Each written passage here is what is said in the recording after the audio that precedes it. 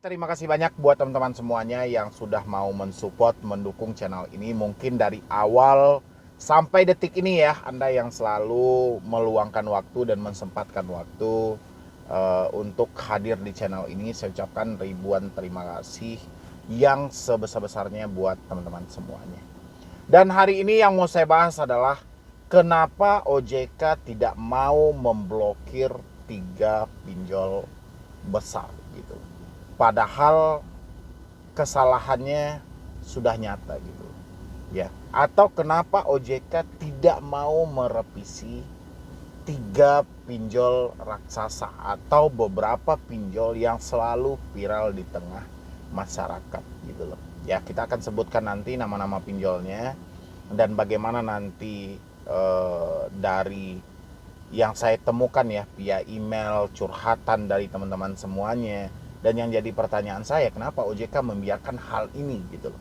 Ya, nanti teman-teman juga boleh isi Anda kira-kira terjebak di pinjol mana. Mana tahu salah satu pinjol yang sering viral yang saya sebutkan ini nanti, atau mungkin pinjol yang tidak saya sebutkan. Boleh diisi di kolom komentar seperti apa dan bagaimana penagihannya. Ya.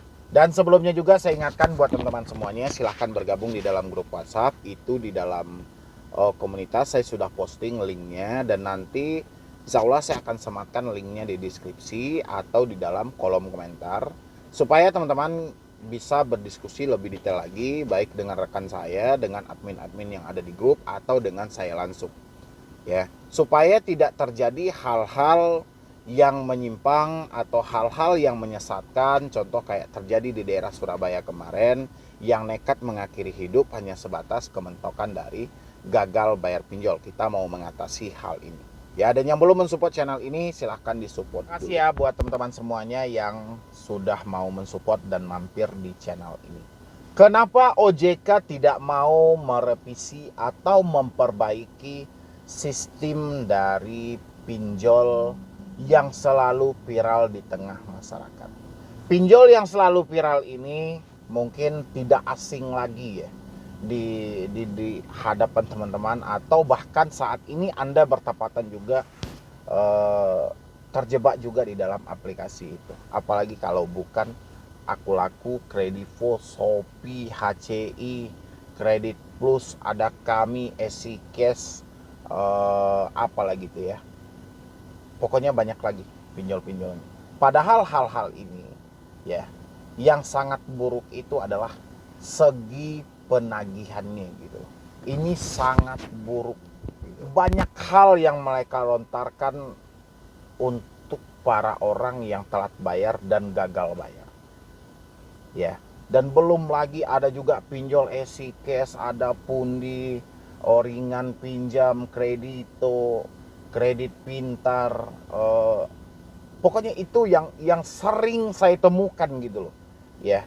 Buruk dalam segi penagihan, belum lagi dari penerapan bunga dan denda. Tadi di snack video saya juga mendapatkan gini, ada dari Ringan Pinjam. Dari Ringan Pinjam, dia membilangin ya, dia minjam nih, ngajuin sebanyak berapa itu ya, pokoknya cairnya 5.200.000 itu kata Ringan Pinjam ya, sebanyak 5.200.000. Tapi yang masuk ke rekening dia itu cuma 3.300.000. Dan 5 hari ke depan dia harus bayar balikin 5.200.000. Ya, kebayang nggak itu gitu? Ya, hanya 5 hari.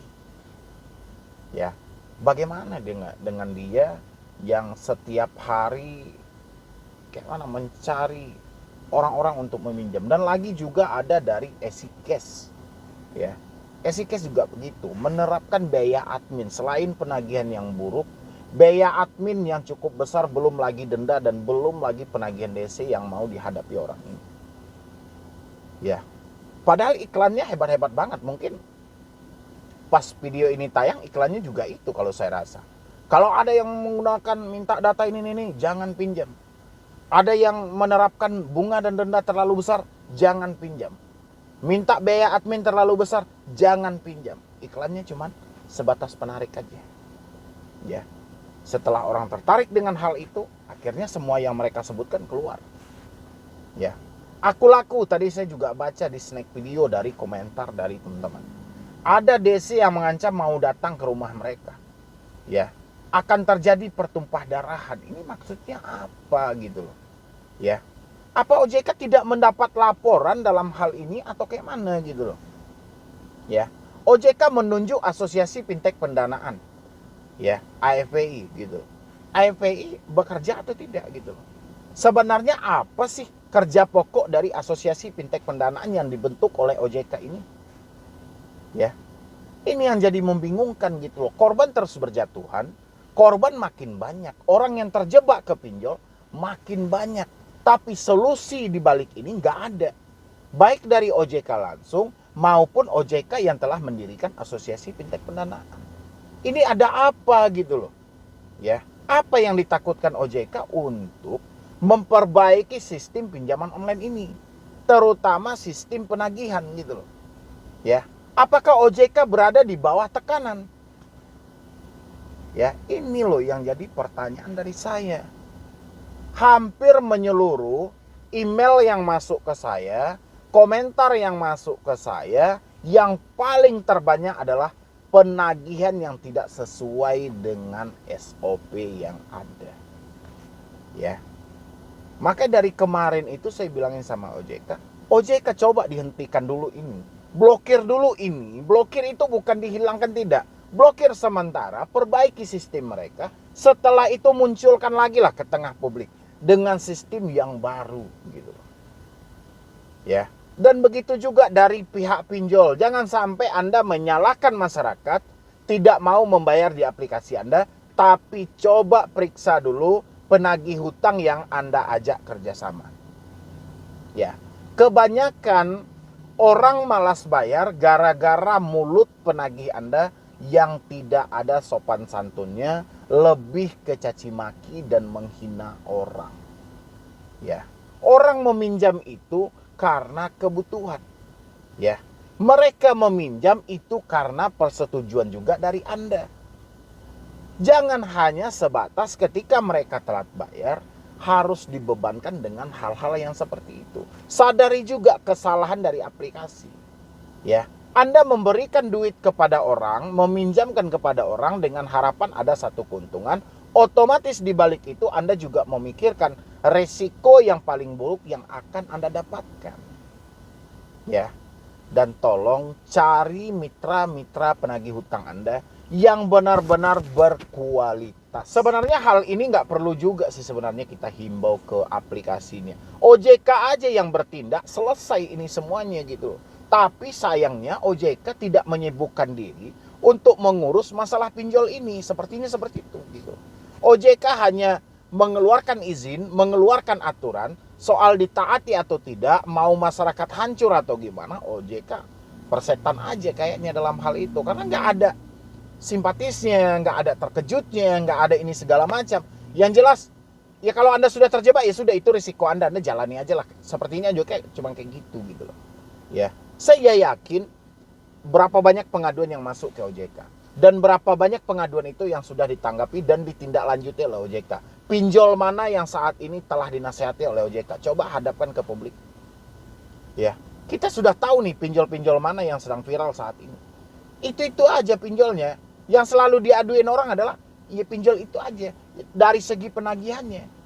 Ya, belum lagi bunganya, belum lagi dendanya, belum lagi penipuannya gitu. Ya, ini kan perlu diperbaiki. Ini selain masyarakat dihadapkan dengan krisis ekonomi saat ini karena banyaknya pertumbuhan-pertumbuhan yang tidak sesuai terkadang ya, harga-harga mulai naik, mereka juga dihadapkan dengan hutang piutang, mereka juga dihadapkan dengan beban batin gitu. Ya. Saya rasa dulu itu presiden mengumumkan untuk memperbaiki semuanya dari pertumbuhan era digital ini, tolong diawasi benar-benar. Ya OJK hanya sebatas mengawasi aja kayaknya gitu loh. Cuman tidak ada tindakan nyata dari OJK. Bahkan sampai detik ini, sampai kemarin itu ada satu kasus yang viral yang di daerah Surabaya itu juga tidak ada tanggapannya, tidak ada tindak lanjutannya. Ukurannya kan diperiksa tuh handphonenya. Pinjol mana aja tuh yang menagih. dan kita usut dan telusuri ke situ, kan harusnya seperti itu. Ya. Jangan satu nyawa masyarakat itu kita anggap enteng, kita hargai satu nyawa itu, karena belum ada orang yang bisa bikin nyawa gitu loh. Ya. Jadi terkadang saya heran gitu loh dengan di Indonesia ini ada apa begitu banyak korban tapi tidak ada solusi yang jelas gitu loh. Jangan hanya masyarakat yang disalahkan.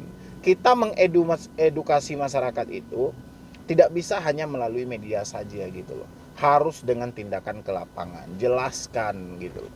Ya. Ini terkadang saya perhatikan OJK memposting di Instagram itu menghimbau, ayo pinjol ini, pinjol ini. Giliran terjadi masalah nggak ada lagi gitu loh. Ya, palingan orang-orang disuruh aja tuh, ayo nego aja secara internal. Minta keringanan, minta ini segala macam. Pinjolnya nggak mau. Bentuklah satu aturan. Kalau misalnya Anda telah negosiasi, Anda telah minta keringanan, pihak pinjolnya tidak mau, kasih ini. Sampaikan ini dari OJK. Itu kan jelas.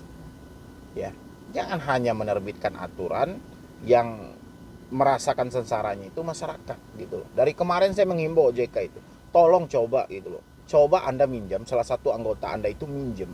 Ya nanti telatin bayar, gagal bayar lah gitu loh. Coba telat bayar dan rasain itu terornya seperti apa. Mampu nggak ngadepinnya gitu loh. Dan apalagi masyarakat yang ada di bawah. Ya, dan yang lainnya juga seperti itu dari teman-teman semuanya. Saya harap tolong juga edukasi orang-orang sekitar Anda tentang bahaya pinjaman online ini. Jangan hanya dibiarkan gitu loh. Jangan Anda karena malu takut orang sekitar tahu Anda berhutang, Anda membiarkan orang sekitar Anda terjebak ke dalam dunia pinjaman online yang jelas-jelas Anda sudah merasakan pahitnya. Ya, tolong juga edukasi.